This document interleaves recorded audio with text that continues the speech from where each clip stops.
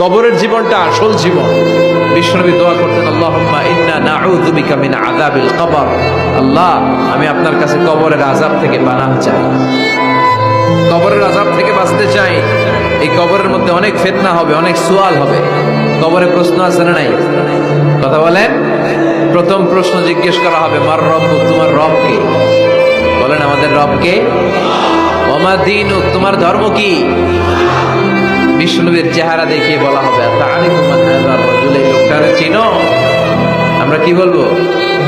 আমরা চিনি, উনি আমাদের প্রিয় রাসূল মুহাম্মদুর রাসূলুল্লাহ সাল্লাল্লাহু আলাইহি ওয়াসাল্লাম। এরপরে জিজ্ঞেস করা হবে, এগুলো কোত্থেকে শিখলা? আমরা বলবো, কোরআন থেকে। ফায়ুফসাহু লাহু কবরুহু ৭০ যিরাআন। সুন্দর সুন্দর উত্তর করতে পারলে আপনার কবরটারে ৭০ হাত লম্বা করে দেয়া হবে। ইফতাহু লাহু বাবুন ইলাল জান্নাহ, জান্নাতের দিকে একটা দরজা লাগিয়ে